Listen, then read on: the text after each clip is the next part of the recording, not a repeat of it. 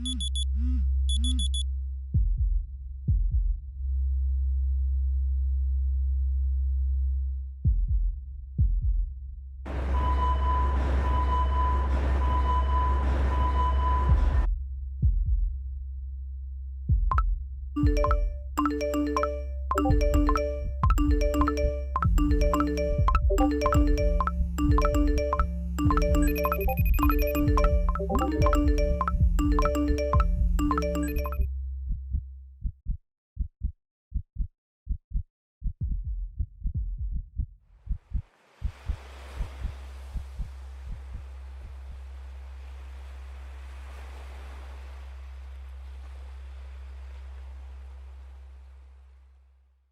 series entitled Rest. Just the word alone makes you want to go take a nap, right? How many of you need some rest right now? Yeah? We live in a culture that just values employment over enjoyment, right? How do we find rest in that kind of a culture? If this is your first time, I want to say welcome to Storyline. If this is your first time here, first time in a long time, I just want to say, hey, welcome home. This is a church where you don't have to believe to belong. You already belong. And whether you're new to the Bay Area or a native, we've created Storyline with you in mind. Okay, I want you to know that. And so everything that we do, from the streets to the seats, from the stage, everything, from Instagram, socials, all that stuff, we create Storyline with you in mind. And we want you to know that when you walk into this is a place that you already belong. You don't have to believe before you belong. You can explore your faith here, get to know God here, and follow Jesus. And so one thing I would say, though, is that I'm a Jesus guy. I love Jesus. He's transformed my life. He's made a difference in my story, and he's transformed my relationships. My wife would attest for that, because I'm a mess every day, and she has to put up with it. Don't judge me, okay, because you are too. And so I just want to say that, hey, Jesus has made a big difference in my life, and I hope that someday you would trust him and walk with him someday, and allow him to transform you as he's transformed me. And so I just want to say welcome home. Welcome home. Welcome to Storyline. And this is my, this is my a futon, is that what you call it? It's a futon. I'm taking a nap here later, okay? So if you want to join me, just come on up. Is that weird? a little bit. So later on, I am going to use this. I'm going to take a nap and make sure it's ready for me. Green's like a color that's kind of soothing. It's relaxing. And there's my silk pillow. This is my pillow, okay? I use that for my hair. It's okay. You got it, right? You have one too. You have one too. It's for my hair. And so for rest, I take my rest very seriously. It's a big deal for me. How many of you have sleeping habits? You know what I'm talking about? Like you have one side of the bed. Like you don't okay, let's just figure this out now, okay? How many of you sleep on, you choose the same side of the bed every time? Where your hands up? Those are the normal people, okay? Jamie, are you paying attention? Okay. How many of you used to say, no, I gotta switch it up. I gotta switch it up every now and then. I gotta maybe at the couch sometimes. Yeah, in the back. Okay, all right, that's cool. Sometimes I'm on the couch, but it's not of my own choosing. Okay, it is what it is sometimes. And so rest is very important. It's very important to me, and I'm sure it's very important to you. But it's something that we're just missing today in our culture. Did you know this? Okay, did you know that before Thomas Edison gave us the light bulb, that Americans, you're going to be blown away by this, Americans spent, on average, Americans spent on average 10 hours per night in sleep. Isn't that crazy? 10 hours? I mean, it's kind of unbelievable for us, but back then it's kind of believable. Think about it. Dawn would fall, the night would fall, their lanterns would burn out, they just carry around their candles, and it's melting away. They're walking around, hey, what do you want to do? I don't know. What do you want to do? I don't know. What do you want to do? I don't know. Well, let's go to sleep, right? I mean, they go sleep at 4:30, wake up at 4:30 to feed the chickens. Like, it was like 50 years ago, that was a big deal. Like, man, they spent 10 hours in sleep. Go to bed at 7. Could you imagine going to bed at 7 p.m., waking up at 7 a.m., 5 p.m., waking up at 5? That's incredible. 10 hours of sleep. Fast forward from then to now, and here we are in 2020. And what's the average sleep that the American gets per night? 6.7 hours. 6.7 hours. And some of you are like, yeah, on a good day.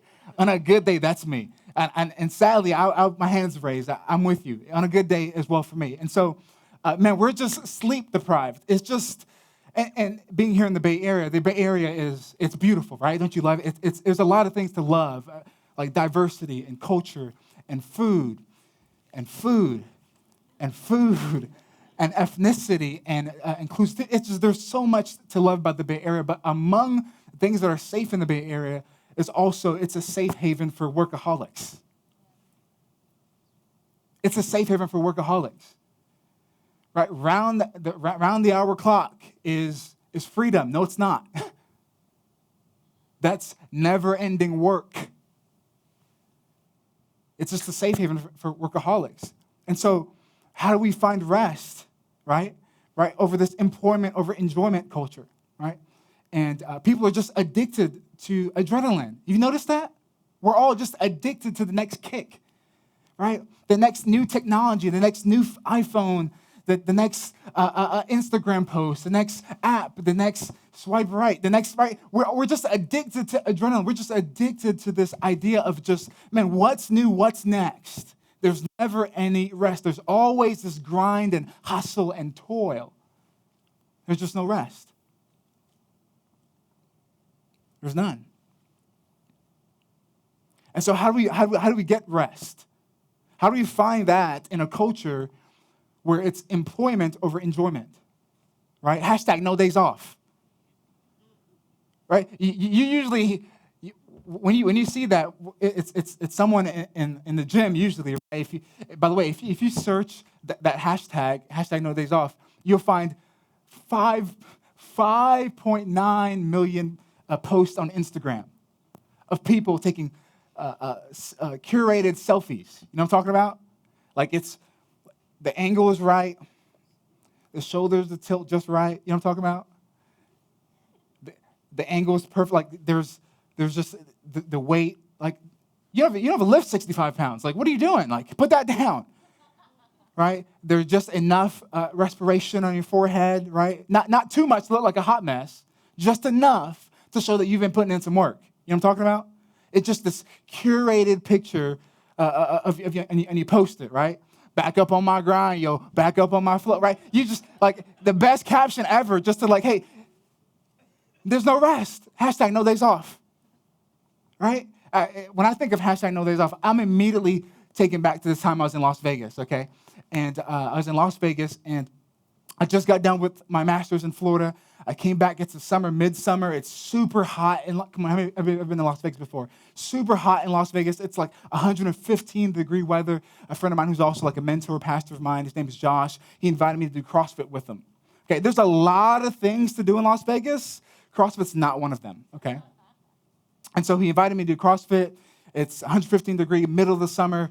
I said, all right, I'm going to go. I'm not even ready for this. My head's been in the books for 2 years. I'm not ready for this. But needless to say, I show up. So I get there, and I'm not bougie or anything about my workouts. I just got to have the right parking spot. You know what I'm talking about? Like, and I'll circle around until I get the front. I don't want to work to get to the gym. I want to get there, then work when I get inside the gym. You know what I'm talking about? Some of you do it. You look at me like, yeah, I got you. I'm not bougie, and there has to be air conditioning. And when I got there, warehouse, huge warehouse, 2 roll-up doors, no air conditioning. I should have left right there and then. I got there, I walked in, I'm like, all right, there's people stretch, getting ready. It's my first experience when it comes to CrossFit. I'm kind of nervous. I walk in and people are ready. I'm like, okay, here we go. We do a warm-up. I'm beat by the warm-ups. Like, I'm ready to tap out. And if you know anything about CrossFit, right, they're broken up into 2 sessions, the first 15 minutes, and then they push over to the next 15 minutes. There's 2 sessions, 15 minutes the first session, and then 2 minutes, 15 minutes the second part of the session. How many of you done CrossFit? By show of hands. Some of you in the back, yeah? So, yes, your hands are raised. Don't go after this, watch. And so we get there, and I'm ready for my first 15 minutes. I get there, and man, we do burpees. You know what burpees are? Who invented that? That's stupid. Like, you do like push-ups. You go into push-up into this like jumping jack. I don't even know what the heck it is. I did it.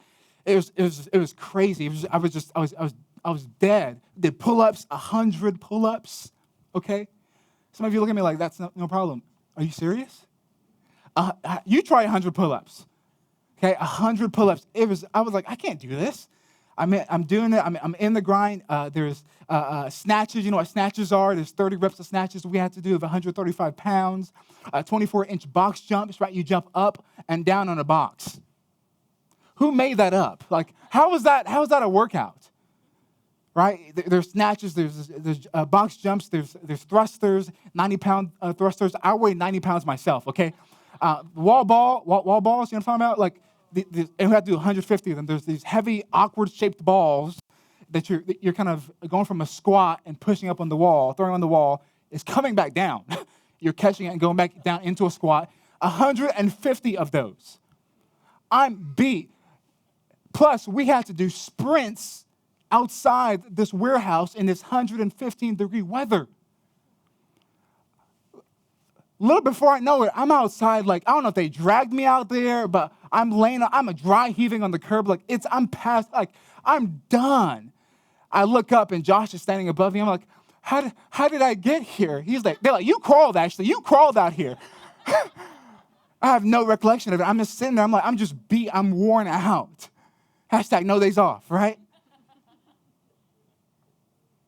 Only if it was only a picture of something we put out there on Instagram or in the world, on the internet. Only if that was the case. But it's not. Oftentimes, that is the spitting image, that is the picture, that is the depiction of how most of us live our lives. Hashtag no days off. I wonder if no days off, is it responsible for the anxiety that you suffer? Is it responsible for the depression that you and I put ourselves through? No days off. Is it responsible for the never-ending grind, the distance we feel between ourselves? I could walk into a room, you could walk into a room with a crowd of people, and guess what? You could feel so distant in that room. You could be a yard away from somebody having a conversation, but yet you feel so far away. No days off. Is it responsible for the distance we feel between ourselves, between other people, even what we feel between us and God?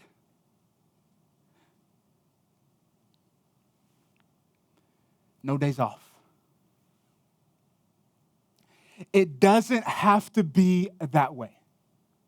That does not have to be your story. That does not have to be your week. You do not have to live, hashtag, you can have a break. You can have rest. It's actually okay to just relax. To not be addicted to the next vacation, the next travel destination, the next post on Instagram, the next whatever, the next new. It's okay to rest. And we'll see in just a moment from Scripture that God tells us, yeah, it's actually okay. In fact, he calls it holy. It's a holy thing. You know what holy means? It means whole. It means complete. In other words, if you're not resting, then you're not complete. You're not whole. And God says it's okay for us to have rest. It's okay to not grind. It's okay to not turn your hobby into a side hustle. It's okay to have hobbies. It's okay to rest. And God demonstrates it for us. And before he demonstrates it for us, before he tells us to do it, he shows us how to do it. Because that's good leadership. God's a good leader, right? Leaders they don't just tell you what to do. They demonstrate. By example, they lead. And God demonstrates it for us. He says it here in Genesis chapter 2. He says right here on the screen, he says, so the creation of the heavens and the earth and everything in them was created. So wherever you land on creation, that God created it, or Big Bang, it doesn't matter, you'll miss the point.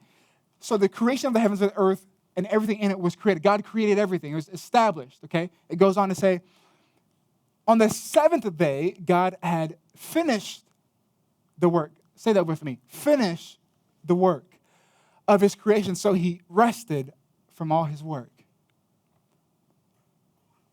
Can I ask you a question? Are you more busy than God? Do you think you have more on your plate than God does? It says, on the seventh day, after he created his work, he rested. The word rest there has to do with this idea of Shabbat, right? The Sabbath. It literally means to stop, to cease, to put an end to it. Stop working. A lot of us don't even know what, like, rest? How do you say it? What is that? How do you pronounce it? Sabbath? What is that? Like, I've never seen, what is that? What is a Sabbath? We don't know what it is because we're always grinding and always toiling. And God tells us, and he says, and he demonstrates it for us. He says, look, you don't have to always grind. He says, look, you can take a Sabbath. You can take a rest, just like I've taken a rest. There's always things we got to do, places we got to go, people we have to meet, things we have to do. The kids have to go here. The kids have to go. We have to take them there. We have to take them here. We have to take them there. Next ball practice. Next this. Next that. We're always doing it. It's just always a hustle. It's always busy, busy, busy, busy. And we've just accepted the notion. This is the way things just have to be.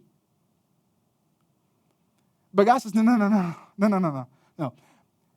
There's some things you choose to do, and you can choose to stop.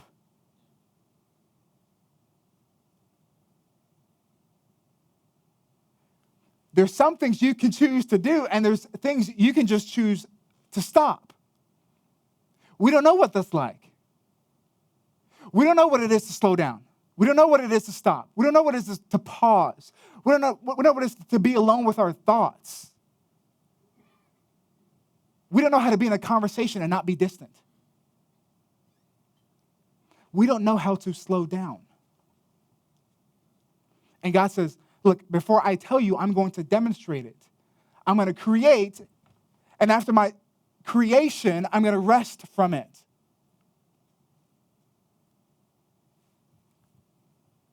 Let me ask you a question. When's the last time you rested? When's the last time you had a Sabbath? A day of rest.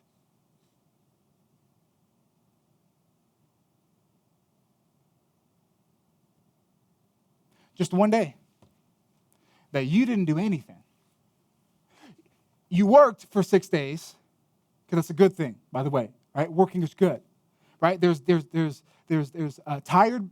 There's like you had a long day of work, a long day, weeks of work, and then you rest from your work. That's good. That's busy. Like you worked, you was productive, and then you took a day of rest. So when was the last time you had an actual full day of rest? You didn't do anything. You just rested.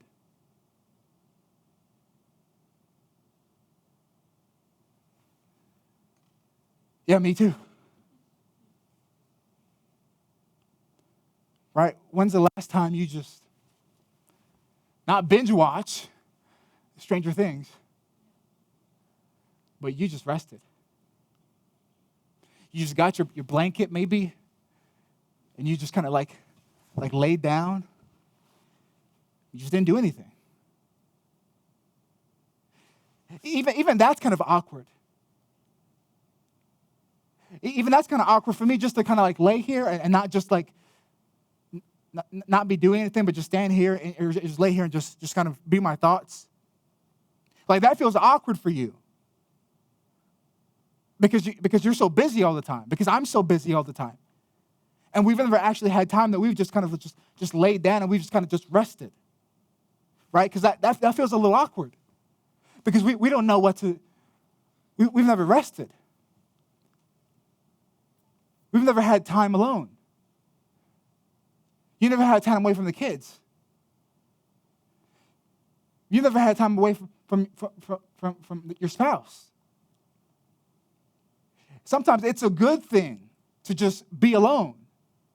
In fact, there's sometimes too that in the Sabbath, like actually God actually commands it. You're gonna be shocked, but God commands that you have sex on the Sabbath. If you're married, I saw the look in your eyes. Okay, so I want to clarify if you're married, right. I saw that look. Okay, just like God says, hey, it's okay that you have sex on the Sabbath. He actually commanded about the Torah, like the time that you have with you and your wife, you just get alone. Some of you are like, I need some of that right now. I need a whole day of just relaxing with my wife. It's okay to put it down, right? Put down your work for the work week. You've done a good job. You've worked for 6 days. It's okay to put it down and leave it there for that week and then come back to it. It's okay to do that, right? It's time. And by the way, the good thing to do is brunch on the Sabbath.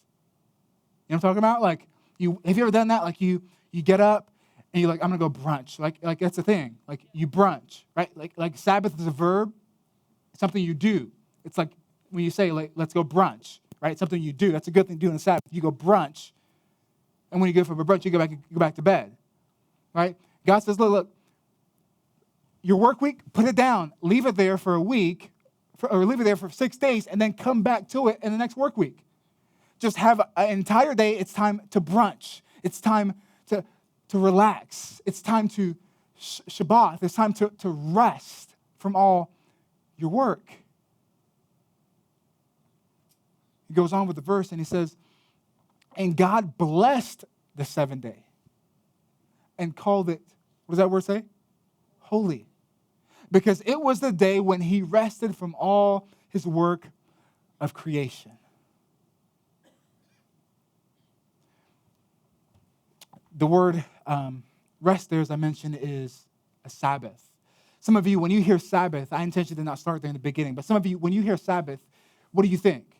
Right? You think commandments, right? Right? Maybe if you grew up, some of you, this is brand new for you. Church is brand new to scratch. That's good. That's a good start. But some of us that have come from a church experience, right? When you think Sabbath, you think commandments. You think the worst day of the week, like church, right? Church 2 days, morning and in the evenings, right? Without the Gatorade. You know what I'm talking about? Like, it's just like work. It's just, you're drained. God says, look, there's a day when you just rest. There's a, when I was doing my study, I came across this article that talked a little bit, actually it was a podcast that talked about this idea of just rest and productivity and production. And in the podcast specifically, these people were talking about like the high rate of suicide among college campuses. And one of the psychologists on the podcast said, I wonder what would happen to those rates, right? Those high rates of suicide. I wonder what happened to those high rates. Kind of say this offhandedly, but I wonder what happened to those high rates if those on college campuses just went to bed and just stopped from, because this is just studies. This is what it's shown, that like sleeplessness have led to irritability, mental exhaustion, depression. That's where sleeplessness leads to. You know, it was Corrie ten Boom that said this. She said, if the devil cannot make us bad, he will just make us busy. It's true. And I'm afraid that's most of our lives right there. Like we're just busy. We're busy all the time. Is it okay if I show you, just really quick, 5 reasons from the Bible why people are just, they don't relax. They're just addicted to adrenaline. They just won't put it down. Why you and I, why we won't put down our work. 5 reasons from the Bible why I believe people we don't relax. Here it is. We're here. Number 1, misplaced identity. We misplace our identity, right? We think that our value is found in our valuables.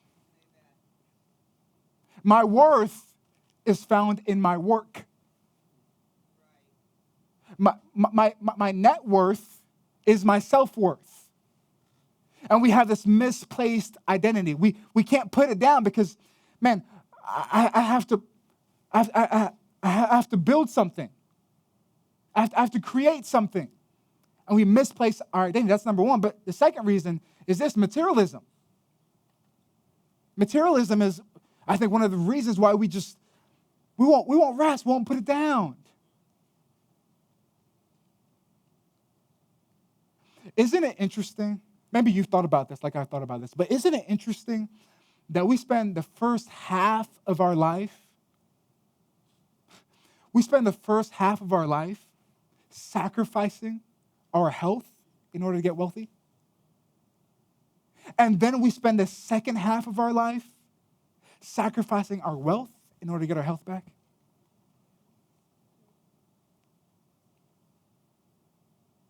Because we always, what is it about materials, substance, the things that just going to vanish, they're going to leave. Right? When you leave, they're still going to be here. You're not going to take them with you. What is it about these things that it just won't give us rest? We just can't put it down. Reason number 3 is this: envy. It's what the eye sees, it's what the eye wants. So-and-so is taking their kids to soccer practice. So-and-so is going to dance lessons. So then our kids have to go to dance lessons, right? It's just this envy. But then also, look, we value achievement over relationships. We value achievement over relationships.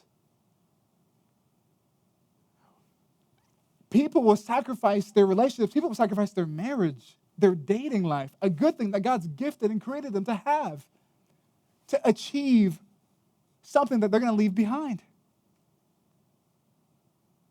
We value achievements over relationships. And then lastly, insecurity. Insecurity is probably one of the biggest reasons that you are not aware of. We're going to talk about this in week 5. The biggest reasons why we don't put down our work week, put down this toil, this production, and just rest. We want to secure something for us, right? And security is born out of this idea of fear. I'm afraid that I won't have enough.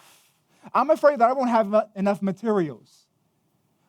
I'm afraid that I won't have enough physically. I'm afraid that I won't have enough physically, so I sacrifice my spiritual depth in order to work to get it. These 5 reasons.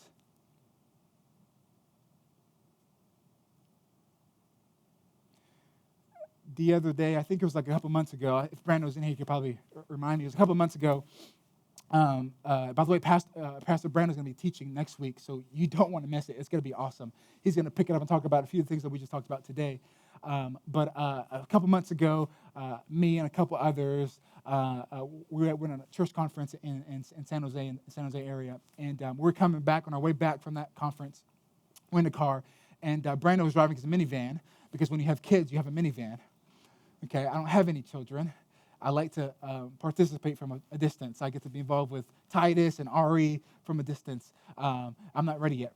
But we're in his minivan. He was driving. I was in the passenger. Caitlin, his wife, was in the back with Titus and Ari. Titus was in the middle section, and she was in the back with Ari in the last section of the van. And for about like 30 minutes, this is fine. It's okay. Some of you've been here. Like some of you are there now, right? But Ari was crying, and so it was like, okay, she's crying. She was crying for like 20 minutes, and so it was like, let's get some food. Food will solve it. That'll fix it, right? She's hangry, right? That'll fix a lot of things for us, right? So we thought, hey, just let's get her some food. So we got some food. We stopped at Chick-fil-A. We got some good food, and maybe that'll help. And she didn't help at all. She was like, nope, I'm rejecting that. Nope. And she was just crying the whole time. And so we're on our way back to Oakland, Alameda. 40 minutes ago, she's still crying. It's like the whole time, and we're like, oh my gosh. And the reason why is because some of you know that's because your parents, but she was tired. But it was something about her being tired that she couldn't fall. She would just want to go to sleep. So she cried and cried and cried and cried and cried and cried and cried and cried.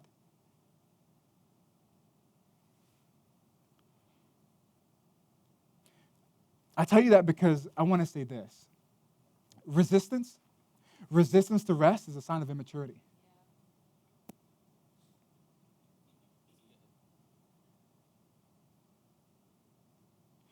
Akeem, look, you don't understand. Look.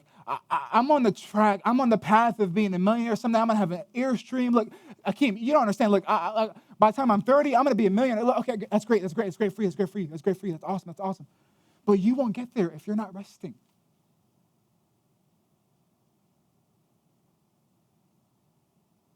You won't get there if you're not taking a Sabbath, if you don't have an entire day of just simply relaxing and doing nothing and relaxing.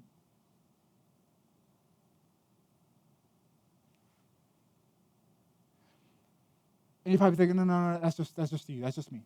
No, that's just you, Keith. No. And so for those of you that might be think like, I'm crazy, or this idea of rest is, no, there's no way I'm going to do that. I'm going to keep plugging away. I'm going to work hard. I'm going to grind. I'm going to get my hustle. I just have a couple questions for you. It's a pop quiz. Okay, it's a pop quiz for you of whether or not you're a workaholic, whether or not you have rest in your life. Okay, it's a pop quiz. And do you mind? You don't mind, do you? Okay. Okay. Here's my first question. Would it feel uncomfortable for you if I took a nap? Okay. Did you binge watch Stranger Things?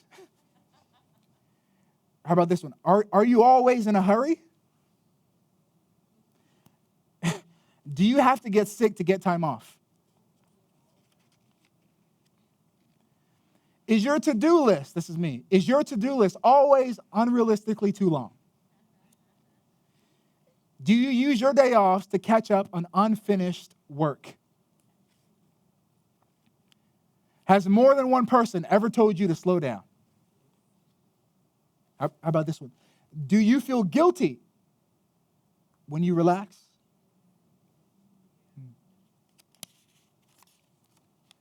Does your family or boyfriend or girlfriend feel like they are competing with your job, with your schedule?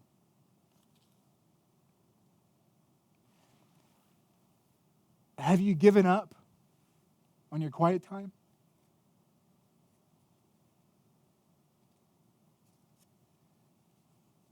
These are all signs that, like, you're not resting. You're not resting. And God says, look, take one day. Maybe some of you, like, you spend the entire day or entire week working on your mind. Like that's what your job consists of. You're in your head a lot, right? Hey, maybe the work week or that rest for you is just like you're going to lay down. You're going to do something with your hands. Rest could be different for all of us. And maybe you're the opposite. But you need a day where you're just brunching. The Sabbath. It's just your Sabbath. You just rest.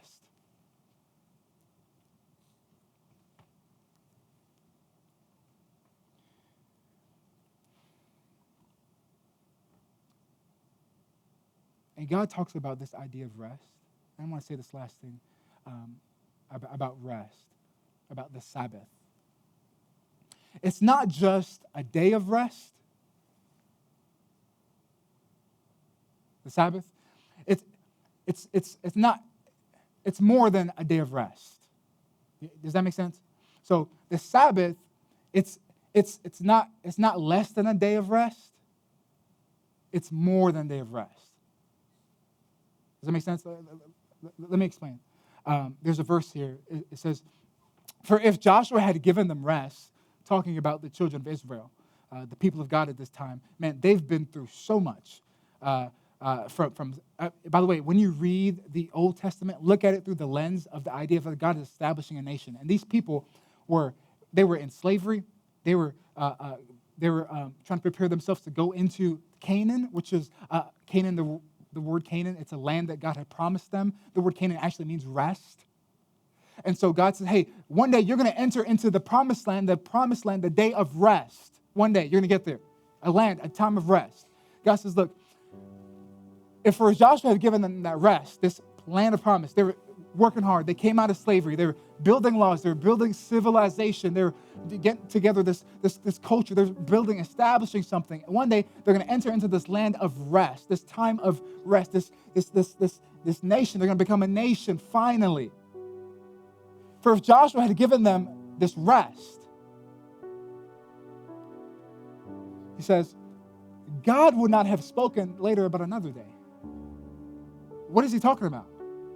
There's something else. There's a special kind of rest. There's a different kind of rest. What is this other day? What is this? He goes on to explain it. He says, there remains then a Sabbath rest. Yes, the one we just talked about. There's a day of rest, a day of realization, a day of doing nothing. Shabbat, right? It's a verb. Let's brunch. Let's just rest. But there's another rest for the people of God.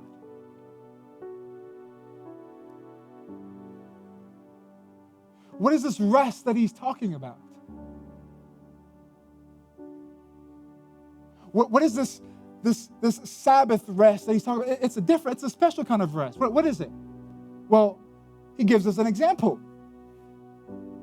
He says, for anyone who enters into God's rest also rests from their works, just as God did from his.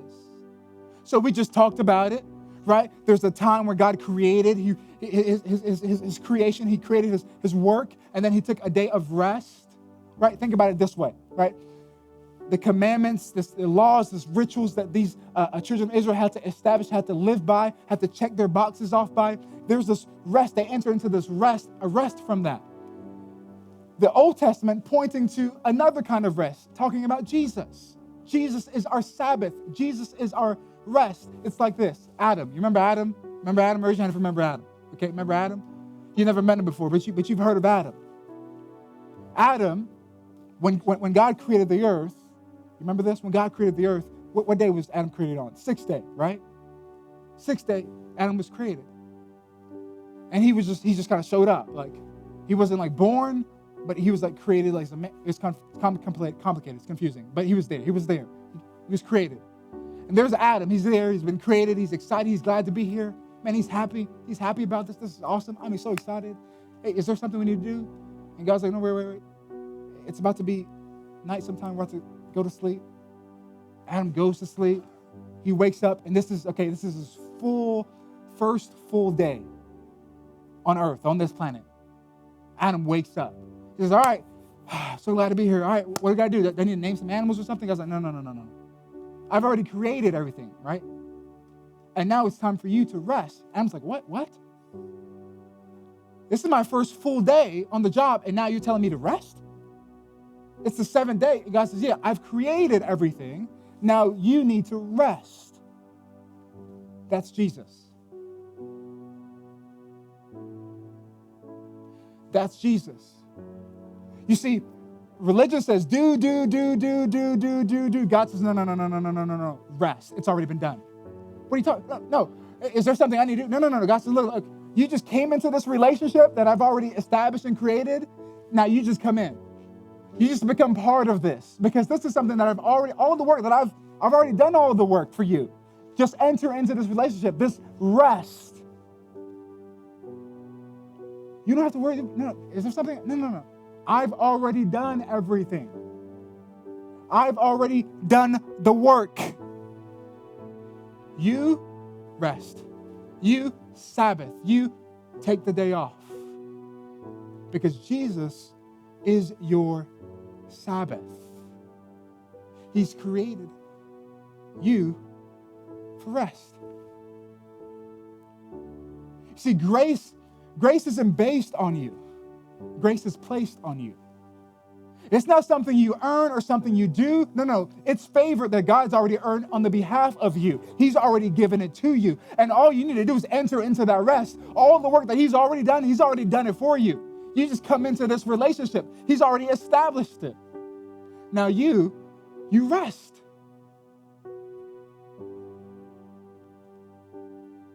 So has there been a time that not only have you rested, right, a full day of rest, but have you entered into a season of just, all right, God, I'm resting in you. I don't know how it's all going to work out. I don't know how I'm going to accomplish it. I'm not going to finish it. I don't know, but I'm just going to rest in you. I'm going to trust you. Has there been a time for you that you've done that? That you've rested in the finished work of what Jesus has done for you on the cross? If not, I want to encourage you to rest in that finished work, because grace is not based on you, it's placed on you. So let me pray for you. God, thank you so much for the rest that we have.